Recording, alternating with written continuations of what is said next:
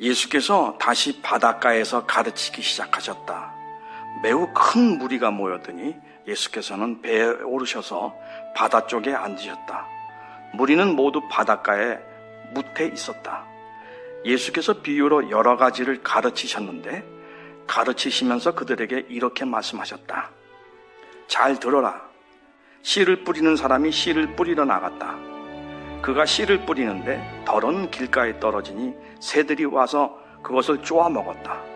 또 덜어는 흙이 많지 않은 돌짝밭에 떨어지니 흙이 깊지 않으므로 싹은 곧 나왔지만 해가 뜨자 타버리고 뿌리가 없어서 말라버렸다. 또 덜어는 가시덤불 속에 떨어지니 가시덤불이 자라 그 기운을 막아버려서 열매를 맺지 못하였다. 그런데 덜어는 좋은 땅에 떨어져서 싹이 나고 자라서 열매를 맺었다. 그리하여 30배, 60배, 100배가 되었다. 예수께서 덧붙여서 말씀하셨다. 들을 귀가 있는 사람은 들어라. 한명숙 전 총리에 대한 검찰의 고발과 재판이 부당했다는 거, 그거는 이미 짜하게 알려져 있었지요. 근데 이러한 사실이 최근에 다시금 세상의 주목을 받고 있습니다. 사이비 보수 진영에서는 이미 대법원 판결이 난 걸 가지고 왜 떠드냐고 말합니다.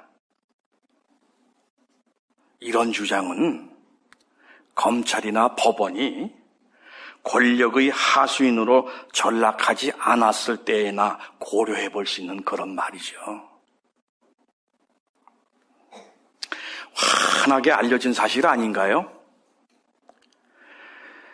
세상에 불의한 일치고 법으로 포장해서 정당화하지 않은 일이 없어요. 그렇죠?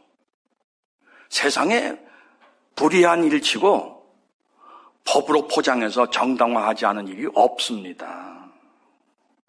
멀리 갈 것도 없어요. 예수 그리스도께서 그렇게 사형 선고를 받고 죽었죠. 아무튼 그게 뭐든 세상에 알려진 것과 다른 실제의 사실이 존재한다면 그것은 밝혀져야 됩니다. 이범조의 요청인가요? 아니죠. 마태복음 10장 26절에 있는 예수님의 말씀입니다. 그러므로 너희는 그들을 두려워하지 말아라. 덮어둔 것이라고 해도 벗겨지지 않을 것이 없고 숨긴 것이라고 해도 알려지지 않을 것이 없다. 세상에 알려진 것과 다른 사실이 존재한다면 그것은 밝혀져야만 합니다. 예수님의 비유 중 씨 뿌리는 사람의 비유도 이런 경우에 해당될 거라고 생각합니다. 물론 이 경우에는 불의에 대한 폭로라기보다는 오해에 대한 교정이라고 해야만 할 터이죠. 씨 뿌리는 사람의 비유. 이 비유는 복음서마다 그 시작의 장면이 다릅니다. 예수님과 무리, 군중이라고도 그러죠. 히라보 원어로는 오클로스라 불립니다. 예수와 오클로스의 만남의 장소가 누가복음에서는 육지고 마가와 마태에서는 해변이죠. 요즘 우리는 그 사회적 거리두기라는 생소한 환경을 마주하고 있습니다.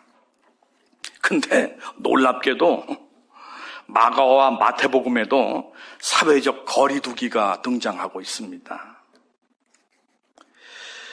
물이라고 번역된 오클로스는 예수님 당시 사회적 바닥 인생이었죠. 이들에게는 당장의 허기와 질병으로 인한 고통이 중요한 문제였습니다. 예수님께서 이런 문제를 결코 가벼이 여기지 않으셨겠지만 그러나 예수님께서 분명히 해야 할 것이 있으셨습니다. 그렇잖아요? 죽을 병 그거 고쳐달라고 왔지만 죽을 병 일단 고쳤다고 해도 끝내는 그래도 죽게 됩니다. 허기를 면하도록 배를 채웠다고 해도 허기 또다시 찾아오지요. 지나치게 당장의 문제에 사로잡히면 인생을 돌아보는 일을 방치하게 되지요. 누가복음 17장 11절에서부터 19절에서 우리는 그걸 엿볼 수 있습니다. 10사람의 문둥병 환자가 와가지고 예수님께 치유를 받았는데 그냥 그걸로 끝난, 몸뚱이만 고친 걸로 끝난 9명의 문둥병자가 있었죠. 이거의 의미를 깨닫는 사람은 한 사람밖에 없었습니다. 그것도 사마리아인이라죠. 물론 반대의 경우도 있습니다. 제 부가 풍부해서 일하지 않고도 잘 먹고 그래서 피둥피둥 건강도 좋아 한가한 가운데 구원과 영생을 욕심하는 인간도 마찬가지로 문제지요. 마가복음 10장 17절부터 22절에는 부자 청년 얘기 나오잖아요. 이웃의 고통에 무심한 부자가 열심히 추구하는 구원과 영생은 그 자체로 구원과 영생에 대한 부정이자 모독이죠. 어쨌든 가난으로 당장의 문제에 과도하게 사로잡혀도 그리고 이웃의 고통에는 무심한 채 정신의 고향을 추구하는 그런 태도도 예수님의 입장에서는 모두 잘못된 거죠. 아무튼 당장이 절박한 오클로스들은 예수님을 해결사라고 보고 마구 달려들었을 겁니다. 그 사람들에게 무슨 순서가 있었겠어요, 그죠? 누가 달려가면 더 빨리 달려가서 예수 어디라도 움켜쥐려고 했겠죠. 이 때문에 예수님은 이들 무리로부터 거리두기가 필요했을 것입니다. 예수님의 제자 중엔 전직 어부들이 몇 있었죠. 아마 이들이 눈치 빠르게 도왔을 것 같습니다. 예수께서 배에 오르신 후 뭇과 거리를 떼어놓자 비로소 현장에 질서가 주어졌죠. 분위기가 차분해진 가운데 예수께서 입을 떼셨습니다. 있잖아, 씨를 뿌리는 사람이 씨 뿌리러 나갔어요. 예수님께서 이렇게 말씀을 시작하시면 그 당시의 사람들은 알아서 이해했습니다. 아, 지금부터 이야기를 시작하시려는 거구나. 따라서 오클로스들은 씨를 뿌리는 사람이 누구요? 어디로 씨를 뿌리러 나갔나요? 이런 세세한 것에 관심 없었고 또한 묻지도 않았습니다. 그렇죠? 우리도 할머니나 선생님이 옛날 옛적에 말이야 이렇게 이야기를 시작하면 굳이 등장인물에 대한 분석 그리고 이야기 전개의 논리적 구조 이런 거 세세하게 캐지 않습니다. 그냥 편안하게 듣는 거죠. 무슨 적이라는 그 형용사가 숱하게 붙는 오늘날의 가르침과 달리 옛날에는 그 묵직한 가르침을 이야기에 담아 전했습니다. 이야기에 담아.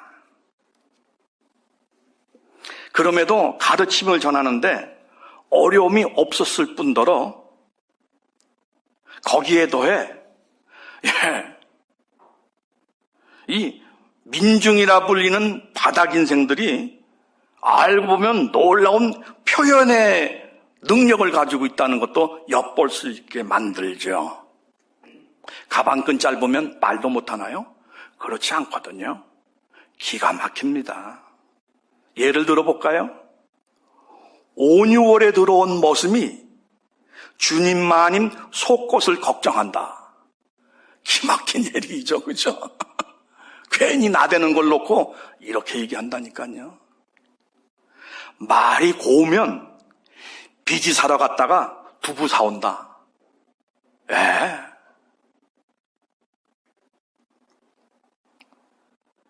아무튼 이런 구수한 이야기가 정말 제대로 된 이야기가 되려면 조건이 있습니다. 그 이야기는 말하는 사람이나 듣는 사람 모두가 익숙히 잘 알고 있는 공통 현실에 기초해야만 한다는 거죠.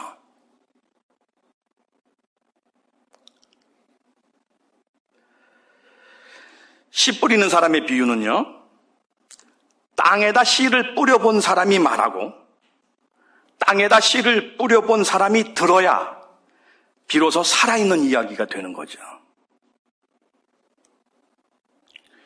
인류는 농업혁명 이래 오랜 동안 부쳐먹을 땅떼기가 있으면 놀리는 법이 없었습니다. 거기다 씨를 뿌려 무언가를 키워 먹었죠. 먹거리 확보가 늘 아쉬웠던 터라 직업이 꼭 농부가 아니어도 다 그리 했습니다. 따라서 예수도 그리고 이 비유를 듣는 오클로스도 모두 씨를 뿌려 무언가를 키워보았던 사람들이에요. 씨 뿌리는 사람의 비유는 바로 이런 생활사의 토대 위에서 의미를 나누는 깨달음의 이야기 마당인 것입니다. 오늘날 추수감사 예배, 이건 문제가 돼 가지요. 체험, 그러니까 공감의 부재 속에서 형식적인 세레모니로 점점 전락하고 있죠.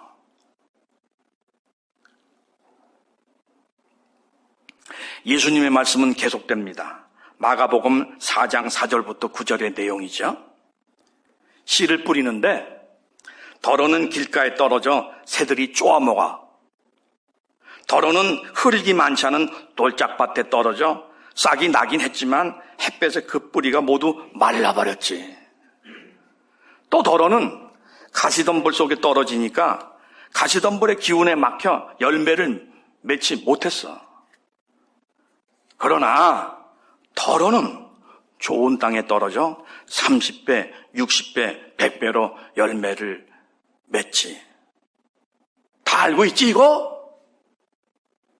성경은 이걸 좀 어려운 말로 표현했어요. 들을 끼가 있는 사람은 들어라.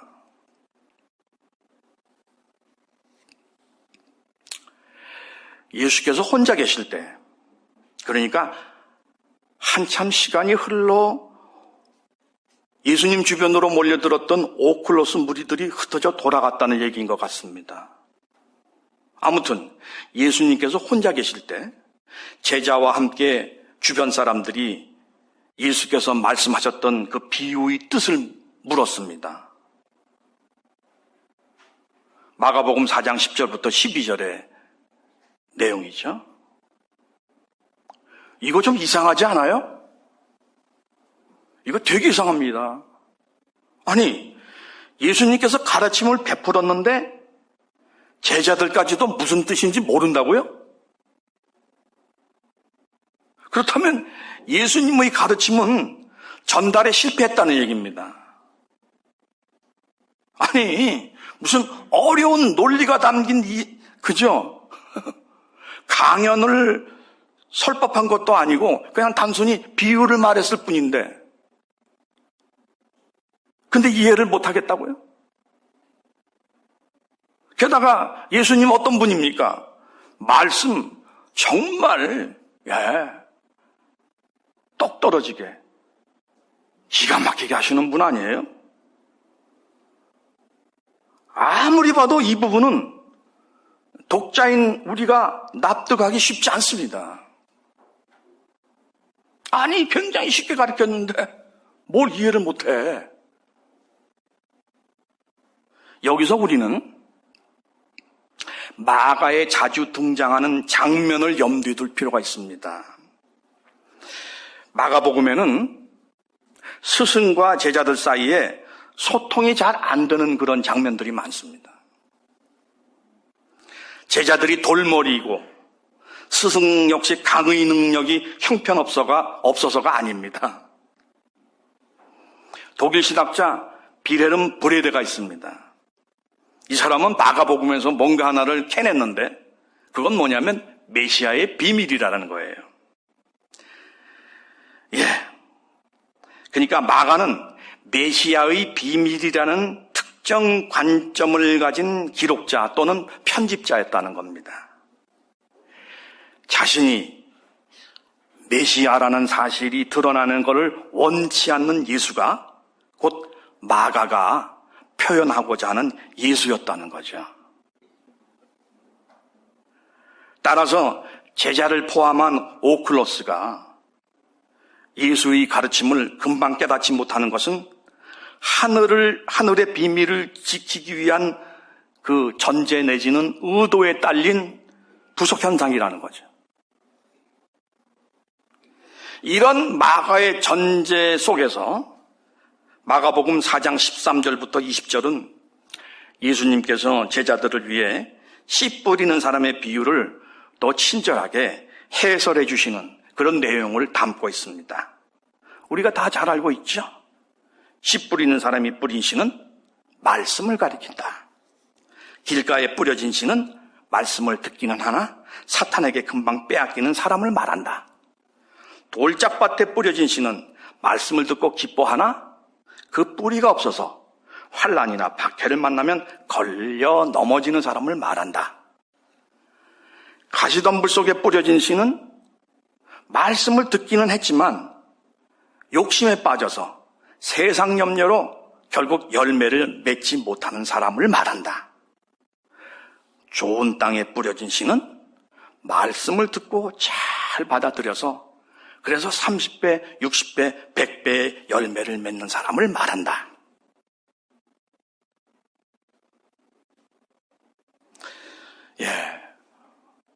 이렇게 되면 우리는 또 묻게 됩니다.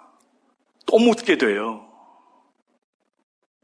좀 이상합니다 하고 묻게 되죠. 예수님께서 먼저 말씀하신 씨 뿌리는 사람의 비유는요, 그 방점이 씨를 뿌리는 사람에게 놓여 있어요. 그런데 이 후반부에 붙여진 예수님의 해설에서는 방점의 방향이 다릅니다. 밭의 상태, 그러니까 말씀을 듣고 처신하는 사람의 행동에 방점이 놓여 있음을 우리가 확인하게 되지요. 도올 김용옥 있죠? 평소 언어를 거침없이 내뱉는 그런 사람이죠.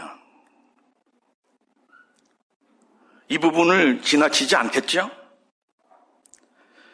스승의 비유를 알아먹지 못하겠다는 제자들의 얘기나, 그래서 이를 자세히 풀어서 설명하는 스승의 얘기나 모두 다 구질구질하다는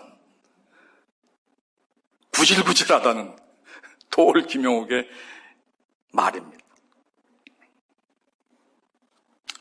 씨 뿌리는 자의 비유에서 제자들이 비유의 뜻을 못 알아먹겠다고 하는 부분과, 그리고 그 뒤에 그래서 예수님께서 친절하게 해설해 주시는 부분은 나중에 마가가 몸담았던 초대교회가 덧붙인 것입니다. 씨 뿌리는 사람의 비유의 고유한 부분, 그러니까 예수님께서 직접 말씀하신 부분은 앞부분, 곧 마가복음 4장 1절부터 9절까지입니다. 거듭 말씀드립니다. 예수님은 비상한 가르침을 펼치는 빼어난 선생이죠. 오클로스와 제자들이 알아듣지 못하게 가르칠 리가 없습니다. 요아킴 예레미야스라는 사람이 있습니다. 일생을 예수님의 비유를 연구하는 데 바친 독일 신학자죠. 이 사람의 아버지 역시 유명한 구약학자였습니다. 마부르게 있었죠. 근데 요아킴은 아버지를 따라 이스라엘에서 청소년기를 보냈습니다.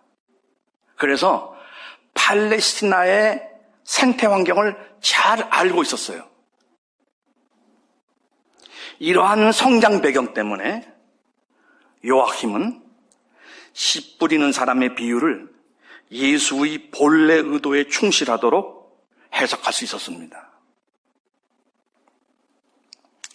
여러분, 팔레스티나의 농경지는요, 그 자체가 온통 돌짝밭이에요. 도올 김용옥은 사진까지 찍어갖고 우리더러 확인케 해주었습니다. 그 자체가요, 온통 돌짝밭입니다. 그러니까 돌을 골라내면 흙이 없다고 할 정도로. 이런 돌짝밭에 휴경기가 되면, 그러니까 밭을 놀리는 그런 시기가 되면 사람들이 거기를 막 오고 가요. 그래서 그 위에 길이 생깁니다. 그리고 거기에 바람에 굴러다니는 가시덤불, 이거 영어로 텀블위드라고 그러는데 어려운 한자말로 회전초라고 번역되어 있더라고요. 왜 서부 영화 같은 거 보시면 기억나실 거예요. 가시가 달린 덤불이 동그랗게 이렇게 있으면서 막 굴러다니는 거. 유라시아 지역의 일반적인 생태 모습입니다. 아무튼 그렇게 바람에 굴러다니는 가시덤불이 잔뜩 모여들지요. 팔레스티나의 농부는 돌짝밭에 길도 나고 가시덤불도 무성한 바로 그런 곳에다가 그냥 먼저 씨를 뿌립니다. 그리고는 그 다음에 여기를 온통 갈아엎죠. 팔레스티나의 농법은 여타 지역의 농법과 다릅니다. 우리나라의 농법과 사뭇 달라요. 선파종 후 밭고름을 합니다. 아무튼 이렇게 하면요, 결과는 당연하게 30배, 60배, 100배가 되는 거죠. 그렇죠? 뿌릴 때 길에도 뿌려지고, 뿌릴 때 가시덤불 밑에 뿌려지고, 그죠? 돌짝밭에도 뿌려지고 그렇겠지만 좌우지간 갈아엎는다는 거잖아요. 그러면 결국은 30배, 60배, 100배가 되는 거예요. 예수는 팔레스티나에서 수천 년 동안 지속되어 온 이런 농법을 염두에 두고 씨 뿌리는 사람의 비유를 말했던 거죠. 오클로스들도 이런 농법을 알고 있는 가운데 예수님의 비유를 들었고요. 우리가 이런 사실을 존중하면 씨 뿌리는 자의 비유가 본래 지향했던 의미로부터 꽤 많이 변질되어 있다는 것을 우리는 알게 됩니다. 그러니까 후반에 붙어 있는 건 초대교회의 상황에 맞게 그렇게 해석을 고정시킨 거죠. 신학적으로 어렵게 말하면 파라벨을 알레고리로 못 박아버린 거죠. 씨 뿌리는 사람의 비유 속의 핵심은 씨나 그 씨가 뿌려진 토질이 아닙니다. 씨 뿌리는 사람의 비유는 비유의 제목 그대로 씨를 뿌리는 행위 주체가 핵심이에요. 씨 뿌리는 사람이 핵심이에요. 비유의 말씀을 듣는 밭의 상태, 그러니까 예수님의 말씀을 전해 듣는 사람들이 잘 준비된 마음을 가지고 있어야 한다는 요구는 이 비유가 본래 의도한 바가 아닙니다.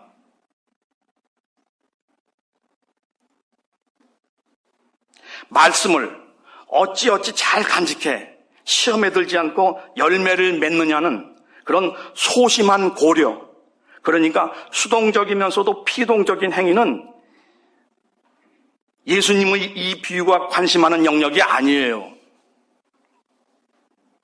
오히려 예수의 씨 뿌리는 자의 비유는 엄청 능동적인 선포입니다. 여러분 잘 아시죠? 농부는요, 형편없는 토질이라고 해서 위축되지 않습니다. 농부는 가뭄이나 들불, 홍수가 존재한다고 해서 위축되지 않아요. 농부는 심지어 세력가나 외부의 적들에 의해 약탈을 당하더라도 씨 뿌리는 일 멈추지 않습니다. 농부는요, 아무리 상황이 흉악해도 거기에 굴하지 않고 씨를 뿌립니다. 그래서 30배, 60배, 100배의 결실을 거두죠. 농사에 대한 근본적인 낙관이 없다면 이렇게 하지 않을 것입니다.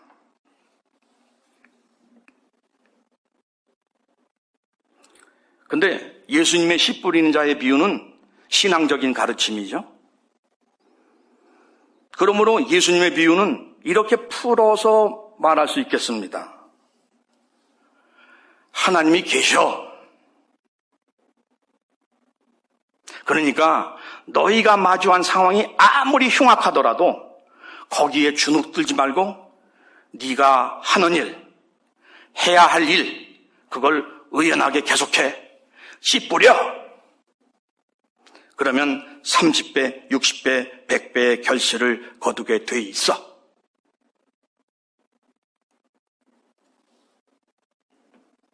사실 예수님의 씨 뿌리는 사람의 비유는요, 제자들과 오클로스 앞에서 예수가 털어놓는 예수 자신의 신앙 고백이기도 합니다. 거짓과 비리를 고발하고 참 진리를 외치는 사람치고 제명에 죽는 사람이 없죠. 너희들 잘 알고 있지? 나도 그렇게 죽을 거야. 하지만 너희들에게 그리고 나에게 분명히 말한다. 다가오는 하나님의 나라를 막을 수 있는 존재는 없어. 나는 지금 오클로스들을 마주해. 고상한 율법학자들 여기 없어. 사제들 여기 없어. 세력가들 많이 배운 바리새인들 여기 없어. 나는 그저 오클로스를 마주하고 있지. 나는 사람들이 보잘것없다 말하는 오클로스에게 씨를 뿌려. 그럼에도 내가 뿌린 씨는 30배, 60배, 100배로 결실을 맺을 것이야. 오늘 이 자리에 참집한 우리는 예수님의 이런 신앙 고백이 정말로 무섭다는 것을 동의하게 됩니다. 실제로 그렇게 됐잖아요. 실제로 그렇게 됐잖아요.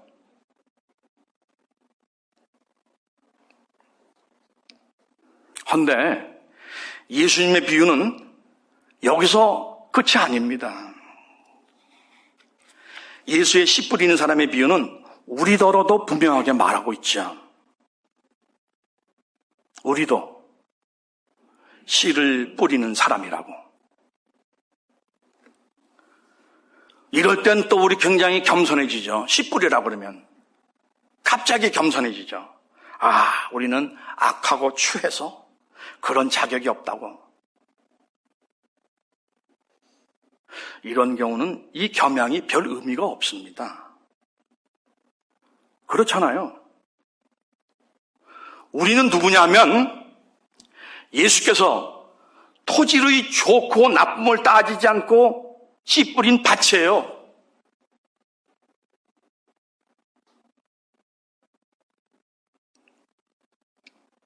결실은요, 밭의 토양 때문이 아니라 하나님과 농부 덕분입니다.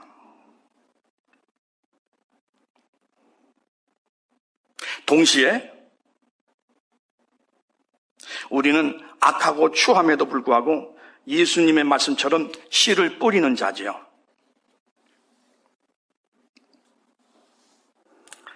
(2016년 11월) 초겨울 자영업자 이상동 씨 54살이었는데 그때 이 이상동 씨는 한 손에 휴대전화를 들고 다른 손에는 쇼핑백 3개를 들고 바쁜 걸음을 옮겼습니다. 그는 전화기를 다른 손으로 바꿔 들다가 3개의 쇼핑백 중 사업자금 1,300만 원이 든 쇼핑백 하나를 땅에 떨어뜨렸어요. 이를 모르고 귀가한 이상동 씨는 뒤늦게 쇼핑백이 없어진 것을 알고 경찰에 신고했죠. 경찰 강력팀은 현장에 출동해 CCTV를 샅샅이 뒤지고 밤새 행방을 추적했지만 헛수고였어요. 이상동 씨의 돈은 때마침 이상동 씨가 지나갔던 길을 걸어가던 32살 박모 씨가 발견했어요. 박 씨는 어머니가 운영하는 식당 일을 돕고 집으로 돌아가다가 쓰레기 더미 속에 놓인 수상한 쇼핑백, 그러니까 거금이 든 쇼핑백을 발견했죠. 밤 11시가 다 된 시간에 주인을 찾을 길이 막막해지자 박 씨는 그 돈을 가지고 귀가했습니다. 그리고 다음 날이 밝자마자 구청으로 달려가 민원실에 일을 맡겼습니다. 경찰을 통해 구청과 연락이 닿은 이상동 씨는 무척이나 기뻤죠. 근데 막상 잃어버렸다가 되찾은 돈을 보자 이게 내게 아니라는 생각이 들었습니다. 이 씨는 가족과 상의한 끝에 찾은 돈 1,300만 원에 돈을 더 보태 5천만 원을 사회복지 성금으로 기부했습니다.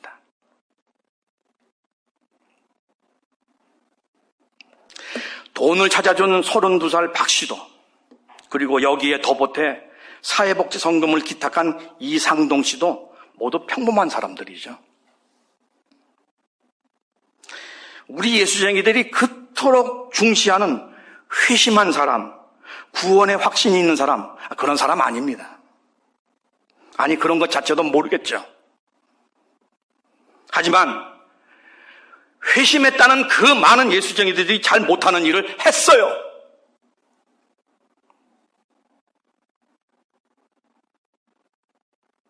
우리는요, 회심이나 구원의 확신과 같은 심정적이면서도 추상적인 일에 이렇게 몰두하며 매달립니다.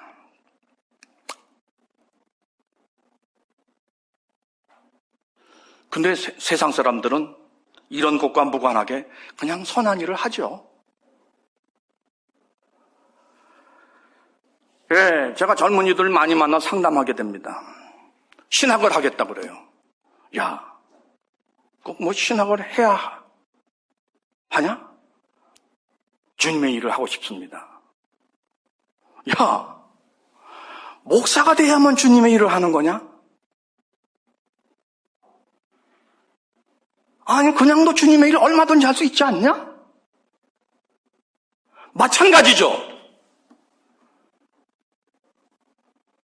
회심해야 주님의 일을 합니까?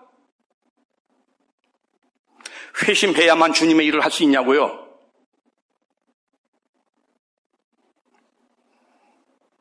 구원의 확신이 있어야만 주님의 일을 할 수 있습니까?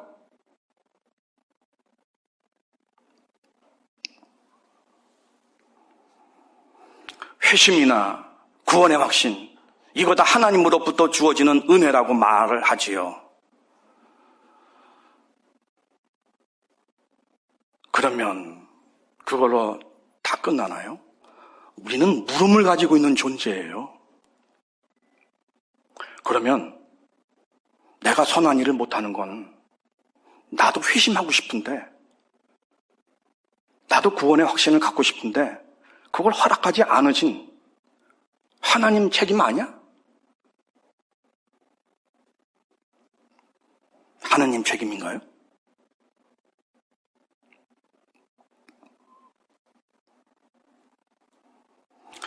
예, 우리 형편없어요. 형편없어요. 근데 그런 형편없는 존재인데도 때로 엄청나게 좋은 일 할 수 있습니다. 했고요.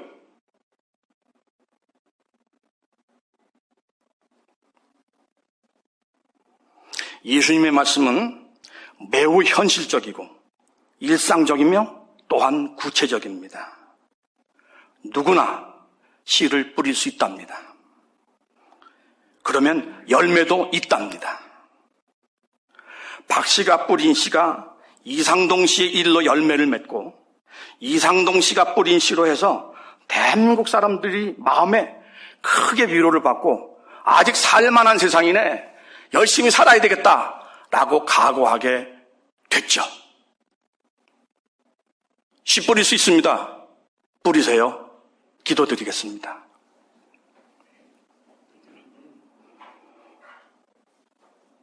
주님께서 우리에게 부탁하셨습니다. 씨를 뿌리라고. 30배, 60배, 100배로 결실 맺는다고. 주여, 이 사실을 존중하지 않고 뭔가 순수, 순결, 아름답고 이런 추상적인 가치를 추구하며 맨날 우리 자신을 돌아보고 변했나 변하지 않았나를 검증하려 하는 우리, 이제는 다시 예수님의 말씀으로 돌아가게 해주십시오. 우리 주님 예수 그리스도 이름 받들어 아버지 하나님께 기도드렸습니다. 아멘.